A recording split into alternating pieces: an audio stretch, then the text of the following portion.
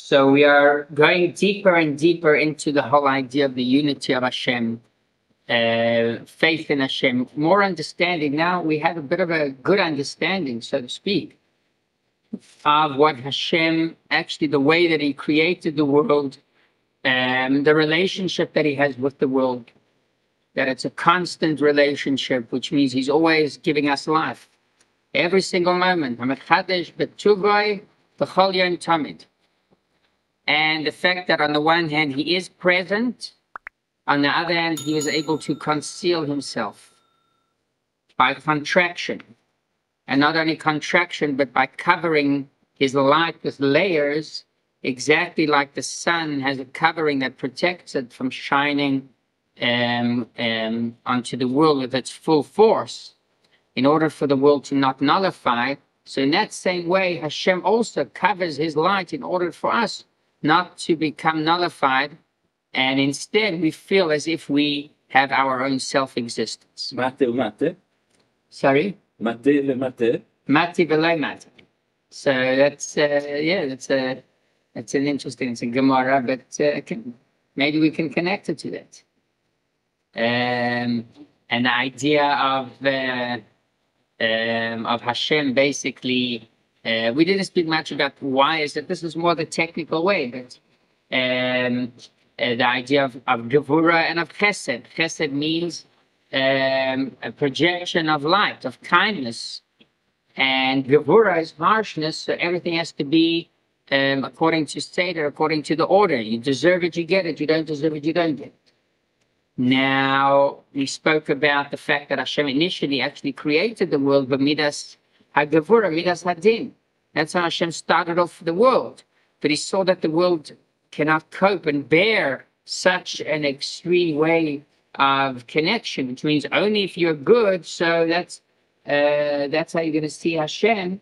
And if not, Hashem's not going to be revealed here into the world. So I love Chesed Banei Rat. That's about our maasim. Do we need to work for it? Yeah, it's a good question. When exactly that kicks in? Idol Chesed Banei means, the basic meaning is that Hashem created the first time with kindness, because we were not there to do anything. Okay? We were not here. This came up last night. Yeah. My third or fourth or fifth mail, I don't remember, but yeah. And someone asked another question. Yeah, they did not see this coming ahead of time. But the answer was kind of, you can have this discussion, inside and outside. What do you mean? What's the question again? Why did God do it one way and then change it? Yeah, how would He not? Yeah. There's no answer. The question was called an outside question. Meaning what does that mean, an outside question?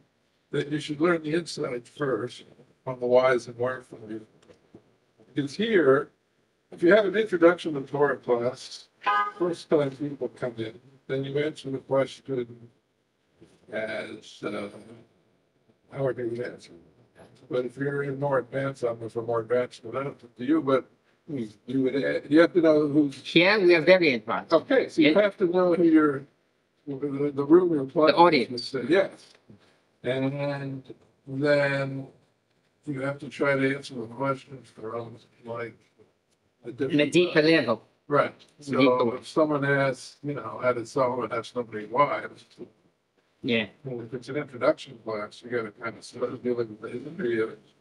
Right. But the point is to learn the inside. Hello, welcome. The point was to learn the inside, and because please pass this to me. The outside question, most of the answer, you're on the inside. That was the conclusion. Okay. Yeah, 100%. There are different levels with every question that we have, and so to answer Yaakov Meir's question about Olam Chesed Yibaneh, which means that Hashem created the world with the attribute of kindness. and not of Gevura, of Midas Hadin, the attribute of judgment. So the basic answer is the idea of Olam Chesed Yibane means that Hashem gave us an initial credit. Okay, the first time the world was created, that was based on Hashem giving us credit and saying, you know what, I'm creating you, go for it. And it couldn't have been otherwise. Why? Because we were not alive to give Hashem pleasure and to justify our creation. That is the idea of Olam Chesed Yibane, and that's the moment the world was created. You will have to give justification of being created, and not him to give a justification for creating us. So that is the idea. First of all, yes, Hashem has to have a reason. He's got to gain some pleasure from creating us. There's got to be a purpose. He's getting pleasure. Right? So he has to give justification, not me. No, and his justification to that is if we behave well. If we are able to pay back the bank, So it's the bank will give us more credit. So it's Altanai. It's not. Yes, it is not. Not Altanai, it's with a purpose, with some kind of benefit that Hashem. It's an investment. It's Altanai. Altanai means that you can back out if it's not good. Hashem does not back out. He'll fiddle with it until it works out. Okay? So maybe we could compare it more to some kind of investment. But then the way the investment works is Midat Hadin, which means you've got a table that you've got to pay the loan back. And based on that, Hashem said, a loan. At the beginning, there is a loan. Right. So the first loan A better is... example is any child. Sorry? I didn't ask for this. A newborn. Yeah. I didn't ask for it. Yeah. You know how long I fought inside my mother's womb saying, what a good idea. Why do I have to justify it? That's parallel. I mean, Yeah. But You got to think about your parents, or my parents, or whoever's parents, they didn't create you or me because of Chesed. They created them because they wanted something. right. So that's right. That's purpose. And also Hashem. Hashem's not saying one of the reasons. There are two things. There's the purpose of creating the world, and there's the way that it was created. Olam Chesed Yibane only means the way that it was created is chesed, is kindness, where Hashem says, you know what, I'm going to create you and afterwards justify your existence. So, it's a very good question. And the more you think about purpose, the more it will answer and convince you that it was a very good thing to bring a newborn life into the world. Without thinking about purpose, yes. So then it's all about benefit and how much we gain, how much pain and how much suffering we have and how much it's easy and pleasurable, etc. Adam ra men ora. Okay. That's talking the phone. Okay. That's our avoid. That's our avoid. Now we speak about the way that Hashem created. What did Hashem create? So once again, going back, we got into a bit of a side topic over here. We were on the track of, I'm trying to trace back our steps. Spoke about Hashem creating the world with, we spoke about Midat Hadin. Hashem creates the world with Midat Hadin, which means you've got a certain, table of payments. You've got to pay back the bank every single day a certain amount. And based on that, Hashem says, okay, if you are on time, perfect, you get more of a credit. If not, so it's a decline, and that's not good. That's what the Midrash says. The item is not going to be mitkayen. You have to have a bit of some kind of leeway or an exception in certain cases. What is the exception? Hashem shitef imay nidas harachamim. Hashem added also the attribute of mercy. What does that mean in the world? Where's the attribute of mercy in the world? Miracles in the Torah and the tzaddikim. So yes, although you have to stick to a certain path of midas hadin, from time to time, first of all, through the tzaddikim, and second of all, through miracles, we do see more of the light of Hashem. Let's start chapter Zion, chapter 7. It's a very interesting chapter. And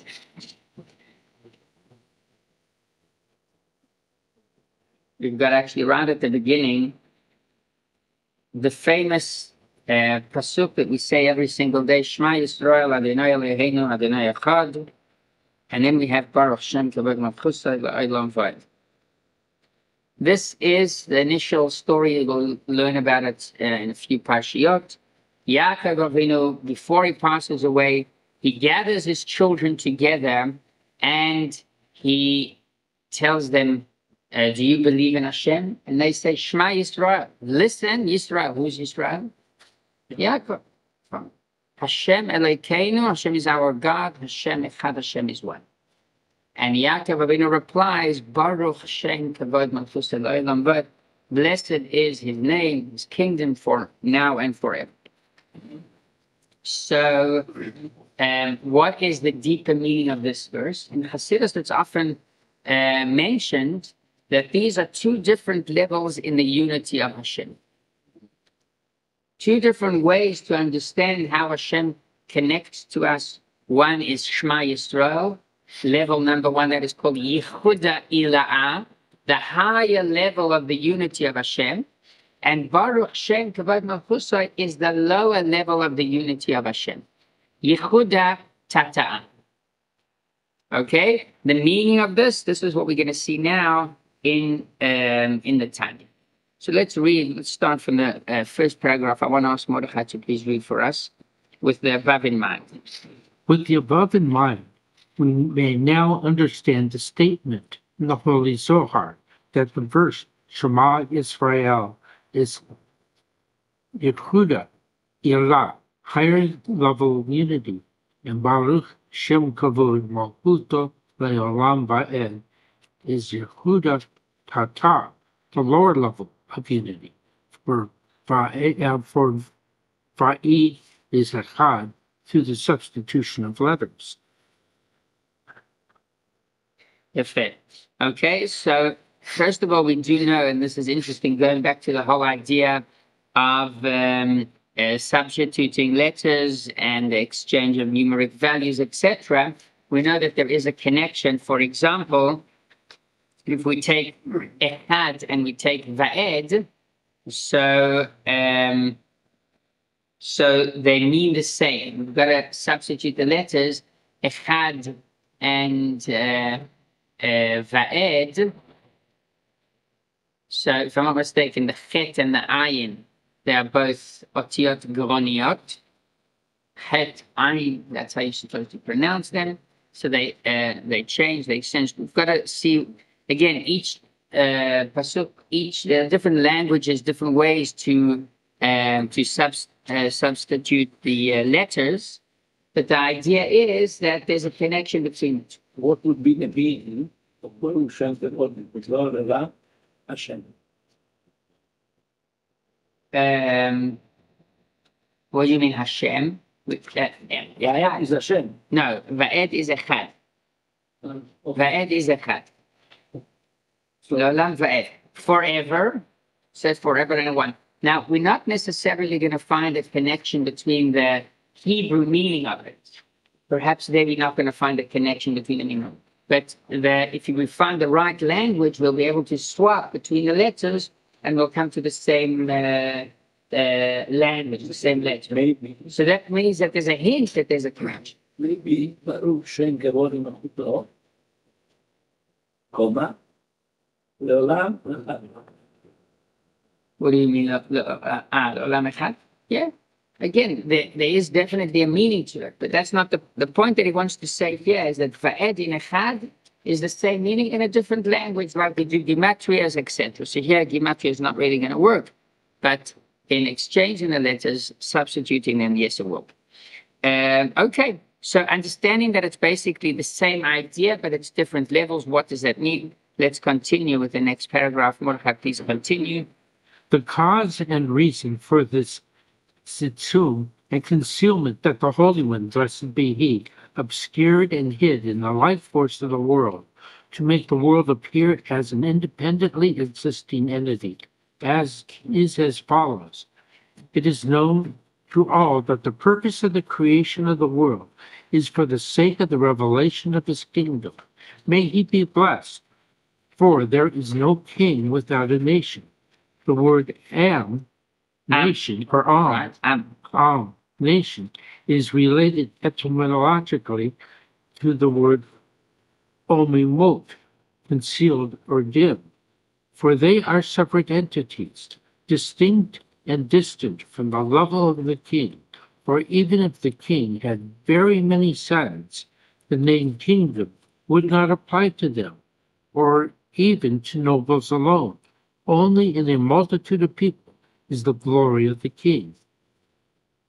Fair enough. Thank you very much. So now what we are doing now is we are leaving 1 second the form and the way that Hashem created the world. Then we spoke about 2 interesting names of Hashem. Which names did we speak about? One name was the name Yud-Kei Vav-Kei, which represents the midah of chesed, of kindness, the extreme light that Hashem projects. And the other name of Hashem was? Elohim, which in Gematria we said Elohim is? Teva. Hateva, exactly, nature. That's where Hashem says, you know what? I'm giving an authority to the nature. There are rules of nature. Okay, so these are the 2 names that we spoke about until now. But now the Alter Rebbe tells us, but wait a second, what is the purpose behind this whole contraction and concealment that Hashem is trying to achieve over here? And now we are introduced to a new name, which is the name that the way that we say Yud-Kei Vav-Kei, the name Adnut. That's how it's referred to. Ador, we can't say the full thing, but right, Ador, we all know that name, the name of Hashem. It comes from the word Adon, which is a master, which is a ruler. Okay, so what is the meaning behind that name, the name Adnut, the name Ador? That idea is the idea of a kingdom. Okay, can you be a king over your family siblings? A man's home is his castle. Sorry? A man's home is his castle. A man's home is his castle, right? But can you be a king? Yosef, No, Yosef was a king amongst his brothers. Sorry? Yosef was a king among his brothers. Right, but they didn't really like that idea before. But he was. Yes, it didn't start from the brothers. It started from him being the king on Egypt, and then his brothers, for sure, again, but and also the way he treated them is like brothers at the end of the day. How was the blessing to Yehuda? Yehuda Tayaducha Achecha. There's 2 ones. We've got to find the one here. Isn't it Malchut? Yeah, Yehuda is Malchut. And Malchut, by the way, is again, it's not over family. Not over family. It's over many tribes, different tribes, descendants of the tribes. So, Which paragraph? Adnut is the 2nd paragraph. He's speaking about the 2nd paragraph. Okay? And the idea of the name Adnut is Hashem being a king over a nation. And that is where Ein Melech Belo Am, there is no king without a nation. Am, why is an Am called a nation? Because Am means omemot. Omemot is you have 2 types of coals. Okay, you've got a coal that has fire. Okay, and you've got a coal that the fire is hidden inside. So the coal could be very, very hot, but you don't see any type of fire there. No. That's the idea of omemot. That's the idea of Am. So the nation is not on fire. We are not so inspired by a king. We are far from him. We are distant, and that's exactly what makes a king into a king. If everyone's close to the king, so he's not going to be a king. He'll be he'll be not even a leader. Sometimes a leader, but he'll be a good friend, a parent, but not a king. There's something about a king that requires the people to be separate. So now we can start and understand why Hashem created the world in such a way that we feel far from him. Hashem wanted to be a king. He wanted to be like an Adon, like a master. And he's not a king over angels. Angels are too close. They don't feel separated. They don't feel far. So the reason that Hashem creates us is in order for us to feel separate. And by that, we make him a king. We crown him in that way. So this is not talking about the 6 chapters before. That is all about the technicalities, the way that Hashem created the world. Elohim is nature. Havaya is above nature. Okay, here we're going into the middle. We're asking, what is the purpose? So what does Hashem want from us? Hashem wants from us to be separated, but to crown him. To feel separated, to feel far, and to accept him as a king. That's the idea. Rabbi, does Yes. this deal with the notion of a relationship as a covenant? We don't speak yet about a covenant. I didn't see the word. But it's a covenant between the king and the physical king. So what gives the king the right to govern, to be king? It's a good question. So it's the idea of having a covenant acknowledged by the king and by the people. What covenant is that? So the covenant is, we have many covenants. Yeah. But this covenant is a covenant of a covenantal. Because that's enough. So yeah, so that there are several levels with the connection of Am Yisrael, and that's about our mission. I think the covenant is more about the mission, which means yes, about us crowning him, more crowning him. But even in a basic level, even the basic level of this. Yeah, it's interesting. We don't per se speak about the idea of a covenant over here, but yes, It's implied within it. yeah, I agree. It's like the whole idea of Torah and mitzvahs is a covenant. Sure. So all of this is. Nachon. So that's what Israel brings to the world. That's what Israel brings to the world now. All the other groups in the world are breaking their covenants. They're just contradictory to themselves. So that's why Israel needs to be the moral center of the It world. needs, yes, And it what needs to be, evil- but it's got to be based on Torah and mitzvahs, which is the ultimate covenant, right? Evil finally recognizing itself. Hopefully, it doesn't. It thinks it has goodness, but it doesn't. So that's the thing. When We are then still we can have davening the for that. covenant. Yeah, We can't have a real covenant with that. We have paper houses. we're still davening for that, and Bezrat Hashem with the coming of Mashiach that will be fulfilled. Okay, let's continue. Hanoch, please read for us the 3rd paragraph. Which the name, Yes. which indicates the attribute of his malchut. So you have 2 malchut. You have the Ein Sof. Ein Sof is not Malchut. No, Ein Sof is unlimited. Sorry? it's not the divine malchut. Okay, so perhaps it's the divine Malchut in the sense that that's what gives the power to actually become a Malchut. But here he's referring to the practical side of Malchut, actually being a king. Ein Sof is unlimited. A king has to be limited. We'll soon see that there's the matter of space and of room and of time. Let's see. Okay, so the attribute of his malchut, which you're saying has to do with kingship and royalty, may he be blessed, is the name of Adnut, which is lordship, for he is the Lord of the entire earth.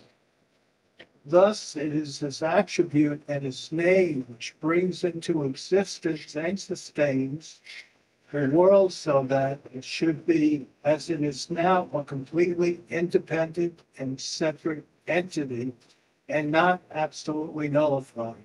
So we need to discuss what that means. For with the withdrawal of this attribute and this name, God forbid, God forbid. See, the Alter Rebbe says, God forbid.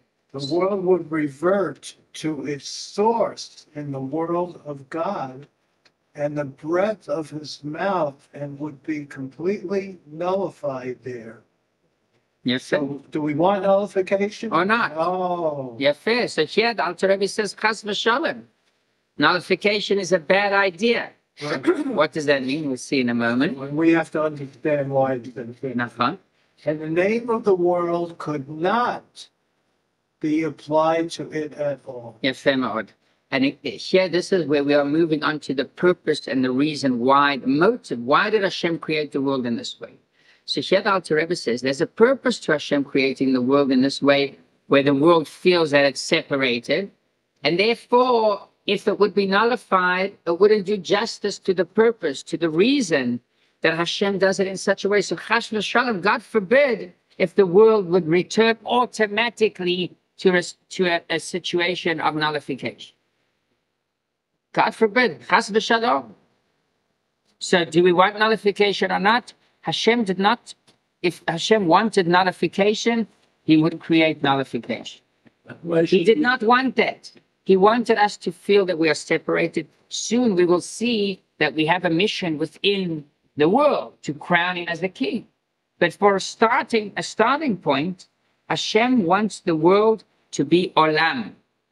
Okay, in the words of the Alter Rebbe, the name world could not be applied to it at all. We want the world to be a world. If the world is going to be nullified, if there wouldn't be a contraction and the name Elohim, so Hashem wouldn't become a king over the world would not exist. We would all be angels praying to him all day long. To nullify. Okay, so you're saying, but nevertheless, we have a mission to nullify. This we'll discuss later on. So Yes. that's why should we be too Hatzmi? Sorry? That's also what Chanach is asking. Why should we try and nullify ourselves? Maybe Hashem is very happy with the world as is in a situation. Just want to suggest, Yeah. I have this Kabbalah project. Yeah. And when we come from Yesod to Malchut, Yes. I like the idea of that being the goal of the personal Malchut, to be our goal of achievement and what we want to personally add to creation. Okay. Okay. So this is how we relate to God, and we have to go through the Chesed, Gevurah, and Tiferet. Yeah. So we're going to see all the midah, the different That's all the midah. process. Yeah. And that goes into the idea of making a covenant, which is so important in the world today. Because how does any country have the right to go? Okay. Our country. There are many ways, but that we've got to do a different share on geopolitics and history and yeah. Because local show up for. Yeah. Rabbi Wein, he is Better one. Rabbi Berwine. He's a historian and he connects it to the Torah. It's fascinating to hear. And I once tried to invite him here. He came last year. He came to 52 King George. And I wanted him to come here, so I called him, but he said, you have stairs, so you can't make it up the stairs. He apologized. So you know what, you're right. You should go to him. So he's fascinating to hear how he combines history and There Torah. are 2 books of history. Looks like this.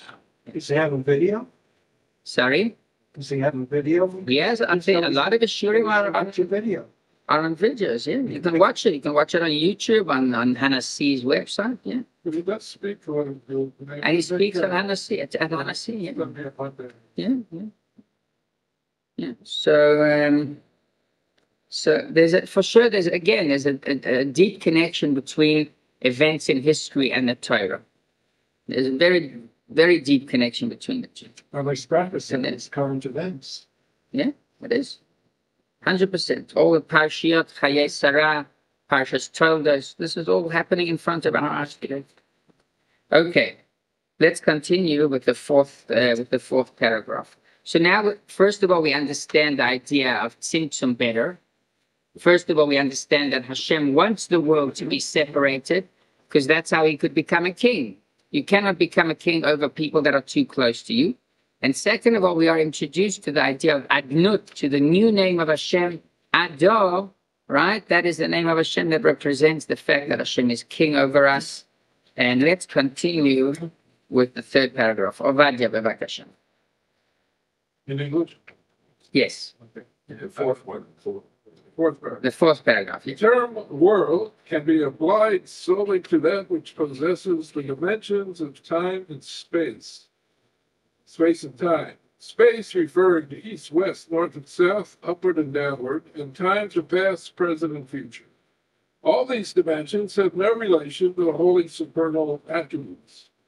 Only concerning the attribute of his Malkuth, may he be blessed, is it possible to say that he, may he be blessed, is king above without end and below without limit, and likewise in all four directions.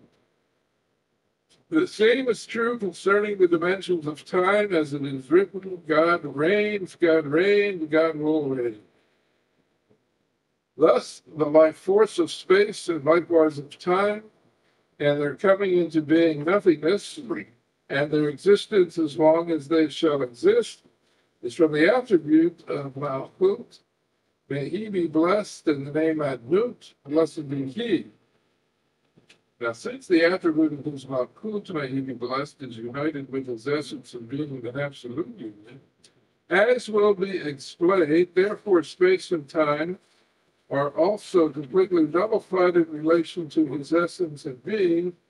May he be blessed, as the light of the sun is nullified in the sun. In fact, it seems to me that each of the 10 Sfirot is a deeper level of Tzimtzum.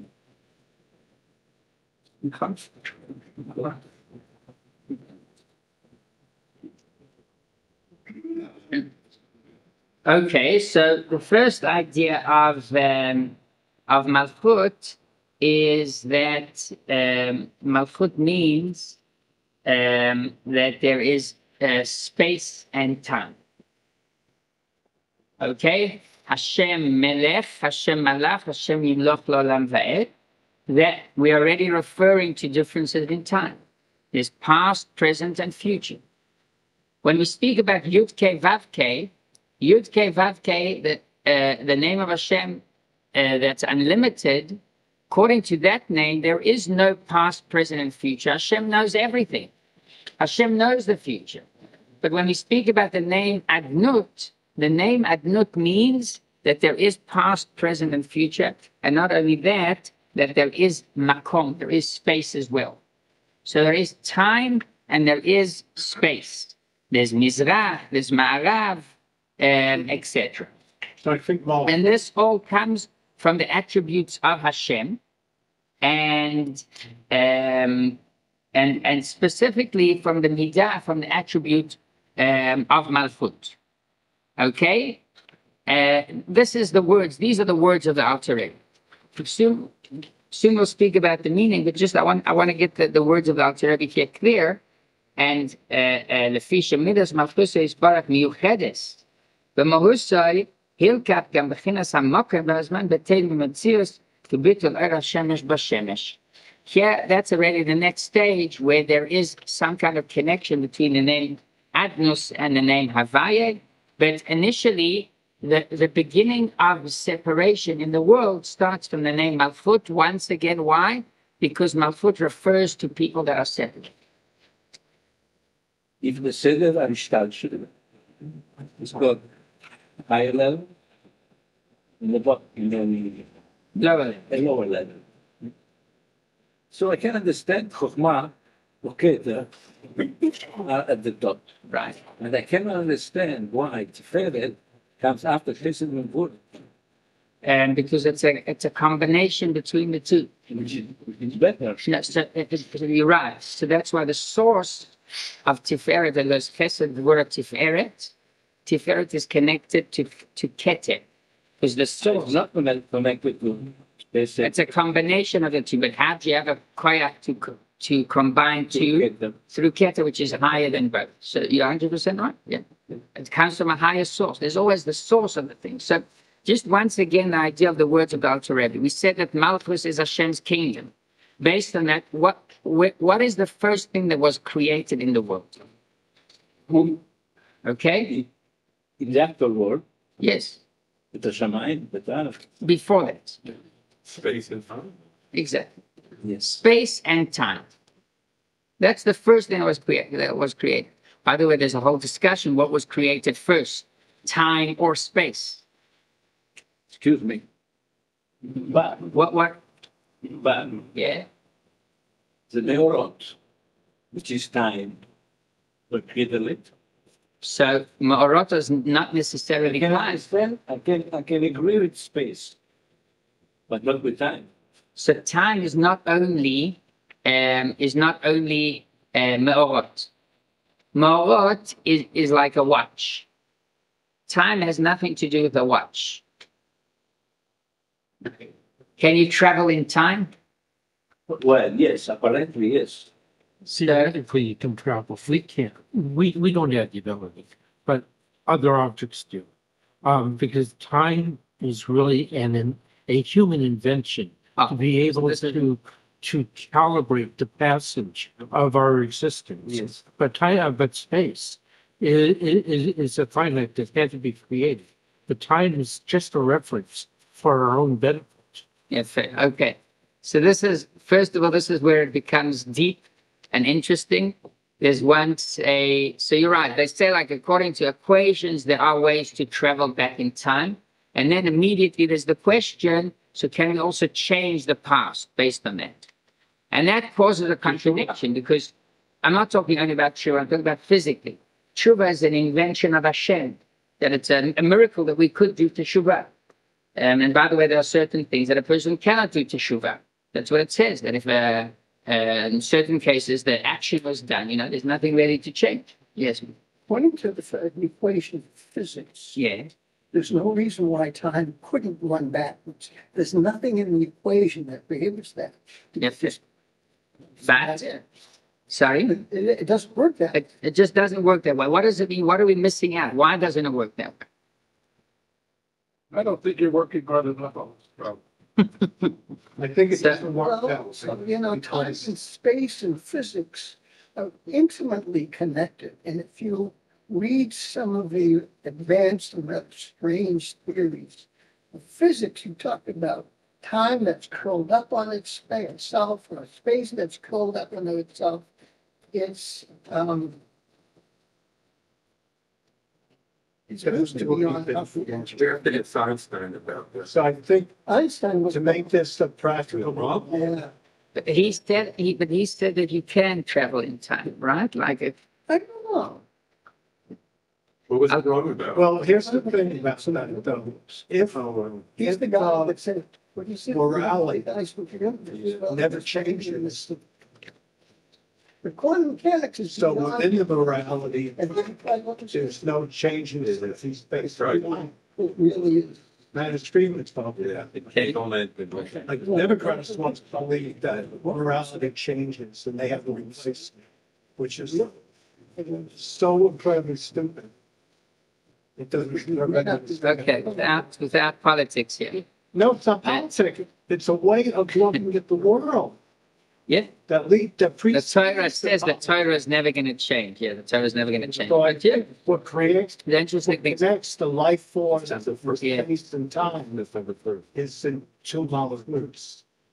Two malchuts. So it keeps on repeating itself. There are 8. Okay, I just want to finish before we go into malchut. We can speak about it in a moment. I want to share what the Rebbe says about traveling in time, because it's very interesting.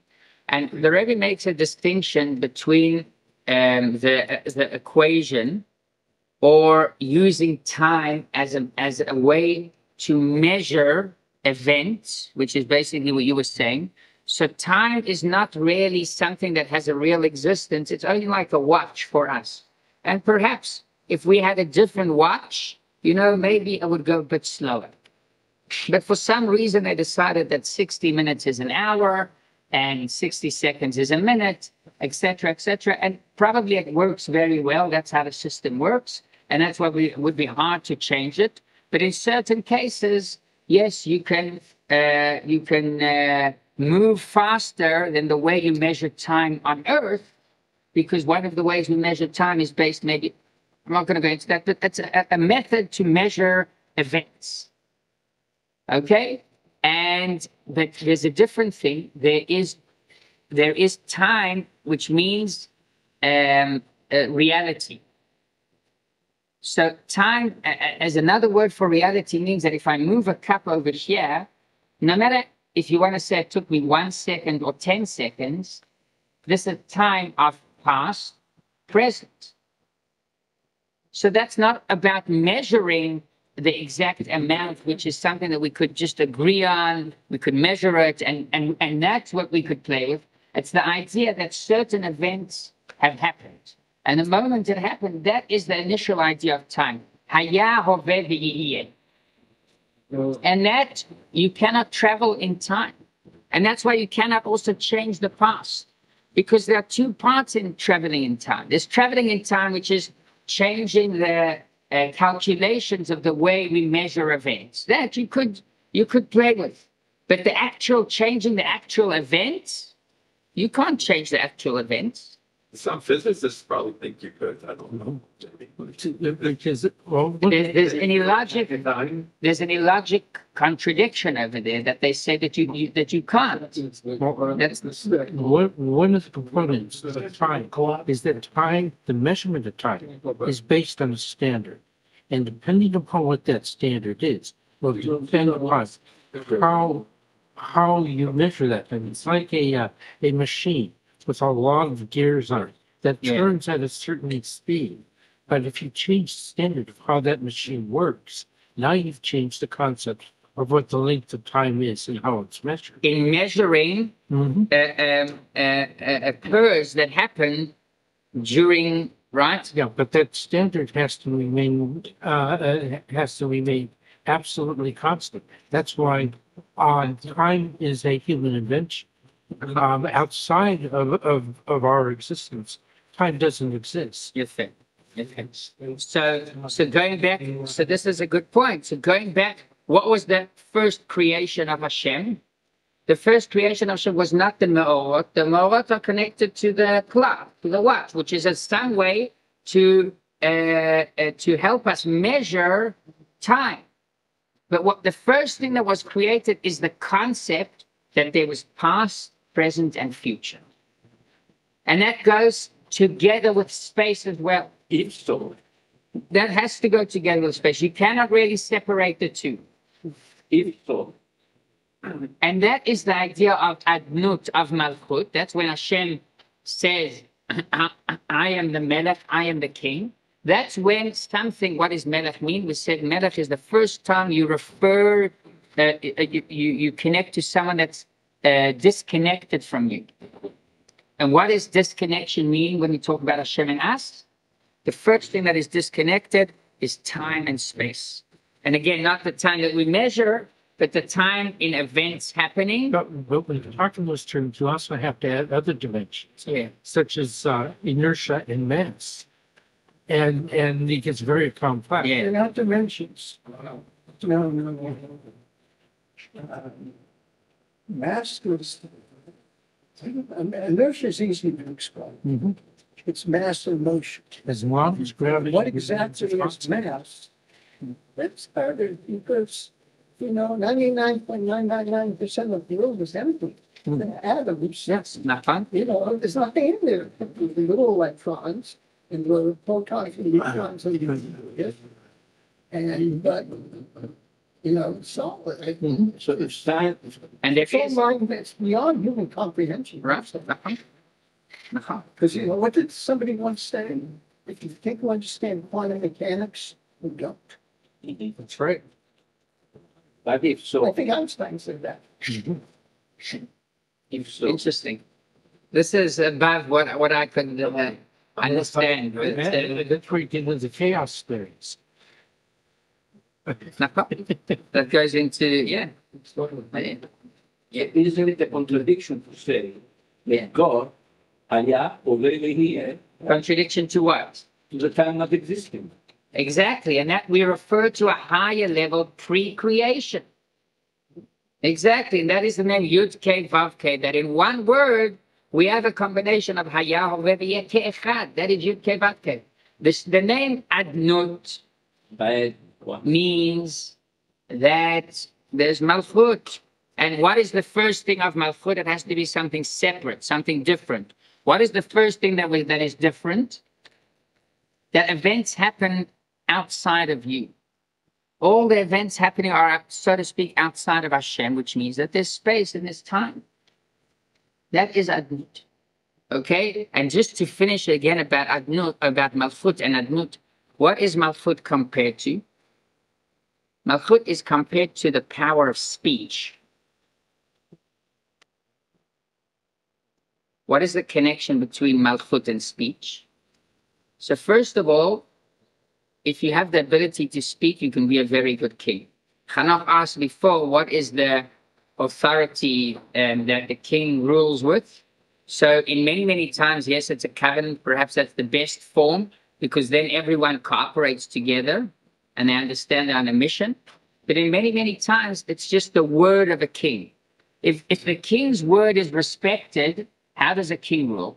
Because he tells his army officers to do so. He tells other officers to do so. But if the moment no one's going to listen to what he says, it says, Bidvar melech shilton. With the speech of a king, that's how he rules. So if you think about it, it's a bit of a fiction in a certain sense. It's not like the king's stronger than anyone else. Usually he's not as strong, but he has, and by the way, leaders that are very successful are leaders that have a good ability to speak, okay? Obama, he was brilliant in delivering ideas. Netanyahu, a genius in speaking. And the more you have a good ability to speak, to speak and to present things in a nice way, the more your ideas would be. So going back again to the idea of Malchut, Malchut is the idea of speech, and there's another deeper reason to that as well. It's again because we said Malchut means referring to someone else, someone that is outside of us. All the other midot that you were speaking about before, Chesed, Gevurah, Tiferes, Netzach, do we need someone else to be kind? We don't necessarily. In many cases, for the technicalities, you do need, but you can go with this kind feeling all day long. Not only that, you don't have to, you can be kind to animals as well. Can you be a king over cats? Vice versa. Maybe dog. Maybe dogs. Right.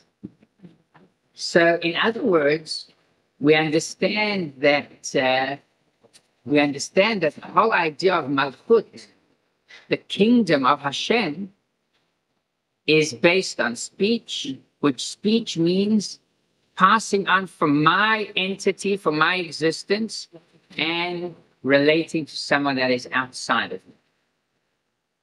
Chesed, I don't need someone that's outside of me.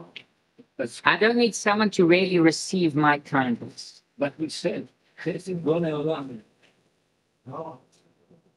God needed in order to give Chesed. Okay. So Chesed needs somebody else. It's better for Chesed that when you prepare such a nice meal that people also enjoy it and people accept it. But the initial midah of Chesed, it's a trait that's inside you. It's a trait that is inside of you. It's like someone, so you're not going to go talking to yourself. It doesn't work that way. You don't need to talk to yourself. It's not the regular, some people talk to themselves, that's good. But the idea of talking to yourself, that's not the purpose of dibur, of speech. We agree. But we said Chesed, again, Chesed, you can have the whole midah of Chesed. And there are people that are Gevurah.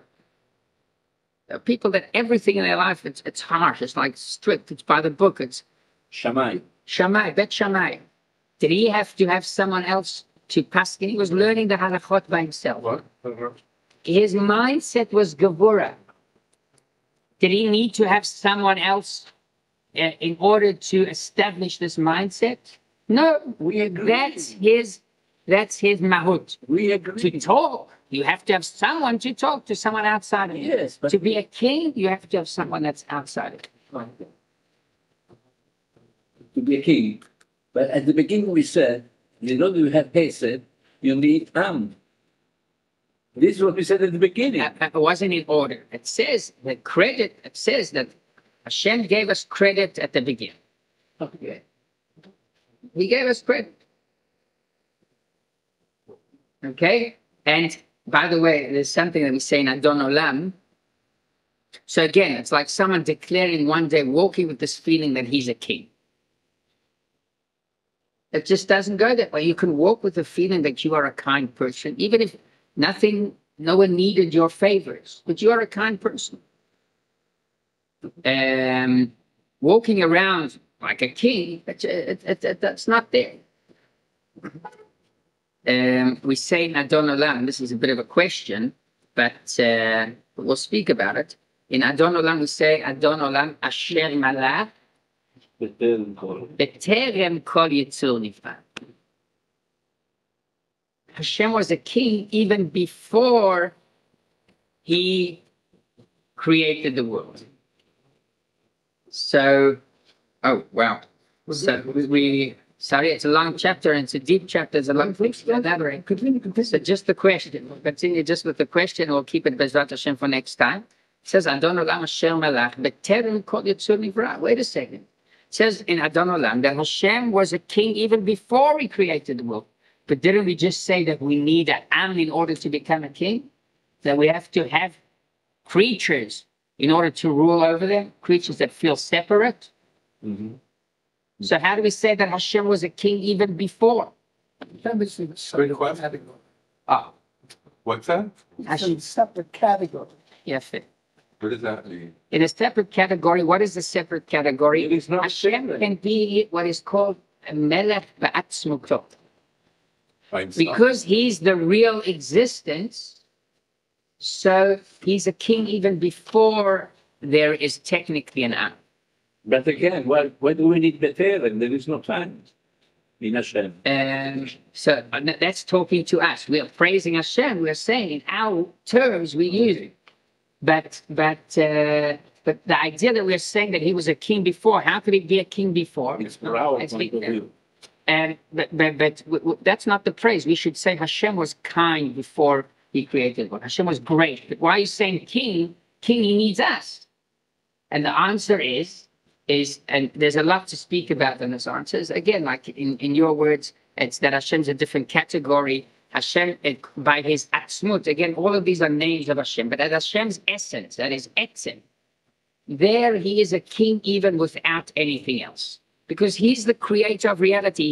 He is the reality. He can basically decide anything. He makes up the rules. He can make up a rule that you can be a king even without having people, so to speak. What was it? It sounds a contradiction enough what you were saying before. Nachal? That's it, Nachal. So the idea is, we've got a, Bezrat Hashem will continue next week from that point. So,